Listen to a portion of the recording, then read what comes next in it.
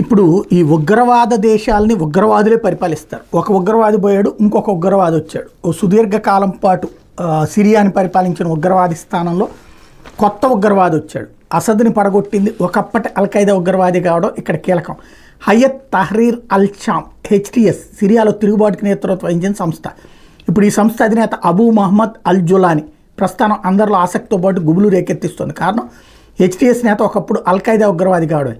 Saudi అరేబియాలో పుట్టినటువంటి వీడు 41 ఏళ్ల అల్ జులానీ మూలాలు అల్ఖైదా ఉగ్రవాద సంస్థలో ఉన్నాయి. తండ్రి పెట్రోలియం ఇంజనీర్. జులానీ చిన్నతనంలో అతడి కుటుంబం సిరియాలోని డమాస్కస్ సమీపంలో స్థిరపడింది.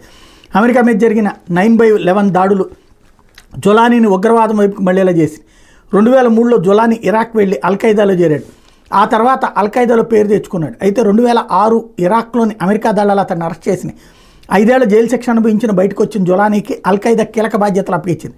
సిరియాలో అల్ఖైదా అనుబంధ విభాగాన్ని ఏర్పాటు చేయాలని ఆదేశించింది. దీంతో జులానీ అల్ నుస్రా ఫ్రంట్ని ఏర్పాటు చేశాడు. సిరియాలో అల్ నుస్రా ఫ్రంట్ కార్యకలాపాల విస్తరణలో అల్ జులానీ కీలక పాత్ర పోషించాడు. అప్పుడే వీడికి ఇస్లామిక్ స్టేట్ ఇన్ ఇరాక్ అధినేత అబూబకర్ అల్ బాగ్దాదీతో సంబంధాలు ఏర్పడి ఈ ISI తర్వాత ఐసిల్గా మారినటువంటి నేపథ్యంలో 2013లో అబూబకర్ అల్ఖైదాతో సంబంధాలు తెంచుకున్నాడు. దీంతో అల్ జులానీ మళ్ళీ తన విధేయత అల్ఖైదాకు ప్రకటించాడు.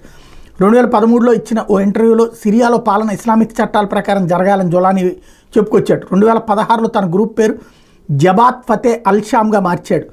2017లో అన్ని గ్రూపులను కలిసి హయత్ తహ్రీర్ అల్ షామ్ అని ఏర్పాటు చేసుకొచ్చాడు. నియంత అసద్ పాలన నుంచి సిరియాను విముక్తి చేయడమే HTS లక్ష్యమని ప్రకటించాడు.